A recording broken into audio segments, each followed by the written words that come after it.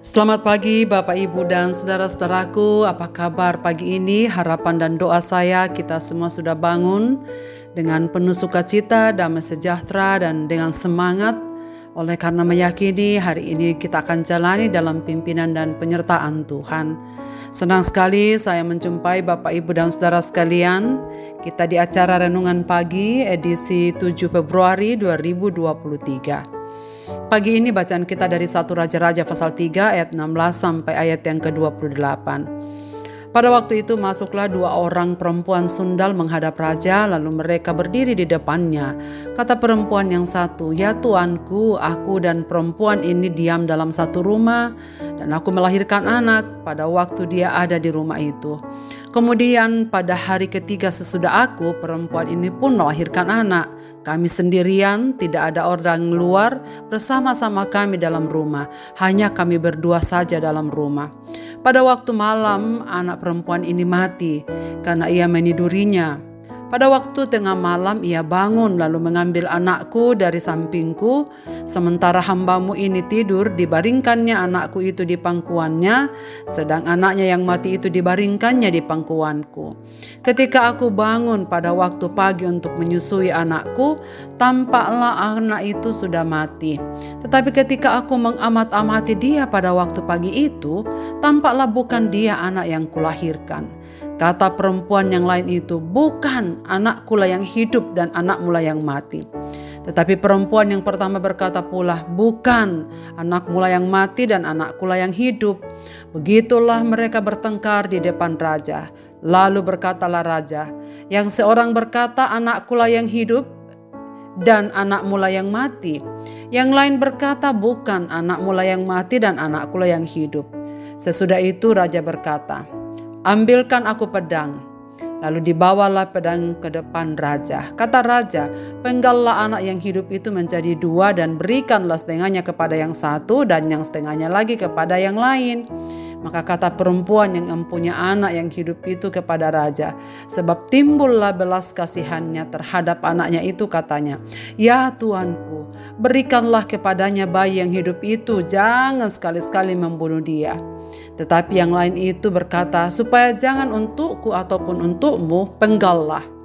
Tetapi raja menjawab katanya, "Berikanlah kepadanya bayi yang hidup itu, jangan sekali-sekali membunuh dia, dia itulah ibunya."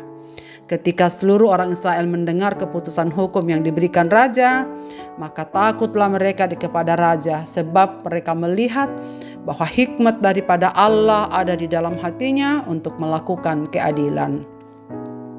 Alasan berkorban. Saudara-saudaraku pernah mendengar bahwa dunia tidak kekurangan orang pintar, tetapi kekurangan orang berhikmat. Sebab orang pintar belum tentu berhikmat, sebaliknya orang yang berhikmat sudah pasti pintar. Saudara, dalam teks yang kita baca pagi ini adalah narasi tentang bukti pertama bahwa Allah sungguh mendengar dan mengabulkan doa Salomo tentang ingin memiliki hikmat. Allah sangat menganggap baik doa Salomo yang bukan meminta harta, umur panjang, dan kekuasaan. Hal ini menunjukkan bahwa Salomo sangat menyadari ia hanya bisa melaksanakan tugasnya sebagai raja dengan tuntunan hikmat Tuhan. Akibat permohonannya Allah berkenan ketika orang percaya dengan sungguh-sungguh mencari dan memohon hikmat rohani dan hati yang paham. Apabila di antara kamu ada yang kekurangan hikmat, hendaklah ia memintanya kepada Allah yang memberikannya kepada semua orang yang murah hati dan dengan tidak membangkit-bangkit, maka hal itu akan diberikannya kepadamu. Demikian beberapa ayat dari kitab suci, Yakobus 1 ayat 5 dan Lukas pasal 13 ayat 21 dan ayat-ayat yang lain. Saudara sekalian, beberapa saat kemudian datanglah 2 orang perempuan yang mengadukan kasusnya. Terjadi perebutan anak yang hidup. Dalam kasus ini kita melihat ada 2 tipe manusia. Tipe pertama yang kita lihat dari perempuan yang pertama, yang ingin memiliki tanpa mengasihi. Ia adalah salah satu perempuan yang disebut di sini yang tidak bisa menerima kenyataan bahwa anaknya mati dan ia ingin memiliki milik orang lain. Hal ini nampak dari sikapnya yang tidak peduli pada anak tersebut ketika akan dipenggal oleh raja. Dia hanya ingin memiliki tetapi tidak mengasihi. Maka ia berkata, "Supaya jangan untukku ataupun untukmu, penggallah." Perempuan ini tidak menerima kenyataan yang terjadi pada dirinya. Padahal bisa saja karena kelalaiannya ia menimpa anaknya pada malam hari itu juga. Saudara-saudaraku, dalam bentuk yang berbeda-beda, sikap dan perilaku seperti ini kerap kita temukan dalam kehidupan sehari-hari. Tidak menerima kenyataan dan ingin memiliki kepunyaan orang lain dengan cara apapun. Mengingini apa yang menjadi milik orang lain atau terjadi pada diri orang lain jelas sama sekali adalah hal yang bertentangan dengan prinsip-prinsip firman Tuhan. Saudara sekalian, godaan untuk memiliki milik orang lain kita hadapi setiap hari. Itu sebabnya banyak orang yang akhirnya gagal dan tidak bahagia, kemudian jatuh karena alasan ingin memiliki apa yang tak mungkin bisa dimiliki. Saudara, banyak orang tidak bahagia dalam hidupnya bukan karena tidak berkecukupan, tetapi karena melihat orang lain memiliki lebih banyak atau ingin seperti itu. Belum lagi saudara sekalian, kita melihat begitu banyak perempuan yang menjadi korban iklan di televisi ataupun di ponsel yang dengan sengaja atau tidak sengaja dinonton. Akhirnya banyak orang yang kemudian membelanjakan uang bukan untuk kebutuhan, tetapi karena keinginan semata. Saudara, perempuan yang kedua yang mengasihi meskipun harus tidak memiliki. Yang penting anak itu hidup meskipun akan pahit rasanya seandainya anaknya sendiri harus bersama orang lain. Ketika pedang diambil dan raja akan mengatakan memenggal anak itu, perempuan itu dengan tulus berkata, "Ya Tuanku, berikanlah kepadanya bayi yang hidup itu, jangan sekali-sekali membunuh dia." Sebab timbullah belas kasihan. Saudara, ini menarik bahwa timbullah belas kasihan. Belas kasihanlah seperti ini yang tidak dimiliki oleh perempuan yang satu itu. Kita lihat betapa penting dan menentukannya kasih dalam kehidupan ini. Cinta kasihlah yang menyebabkan perempuan ini menderita kehilangan anaknya, asal anaknya tidak tersakiti apalagi terbunuh. Saudara-saudaraku, hanya cinta kasih yang memberi kesanggupan seseorang mau berkorban untuk kesenangan orang lain. Dan bukankah itu yang telah dilakukan Kristus bagi kita? Karena sikap inilah memudahkan Salomo untuk meyakini perempuan kedua inilah yang mempunyai anak yang hidup ini. Saudara-saudaraku, apa yang menyebabkan kita mau berkorban dalam pelayanan?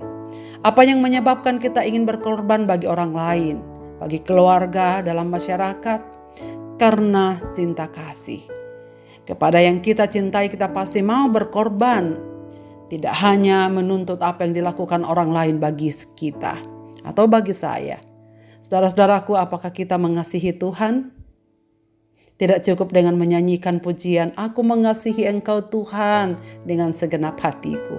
Tetapi dengan tindakan nyata. Apa yang telah kita buat bagi Kristus? Apa yang telah kita korbankan untuk Tuhan yang kita kasihi?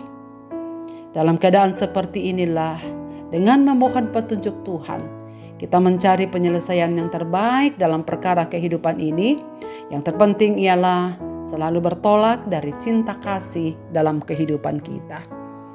Kiranya cinta kasihlah yang menuntun segala sesuatu yang kita kerjakan di sepanjang hari ini. Mari kita berdoa. Bapa di sorga, terima kasih banyak untuk firman-Mu pada pagi ini. Terima kasih untuk hikmat-Mu yang Engkau berikan kepada kami dalam segala perkara. Kami memang kekurangan hikmat ya Tuhan.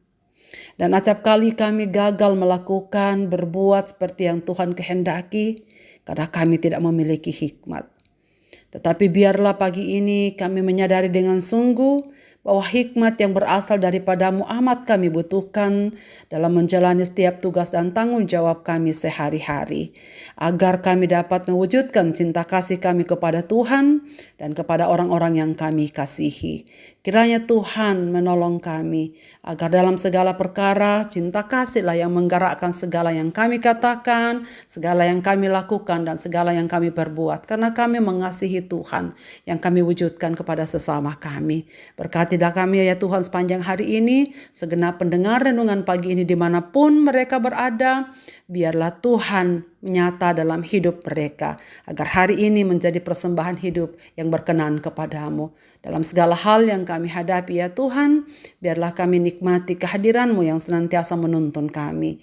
Dalam Kristus Tuhan kami berdoa. Amin. Selamat beraktivitas Bapak, Ibu, dan saudara-saudaraku. Tuhan Yesus memberkati kita sekalian.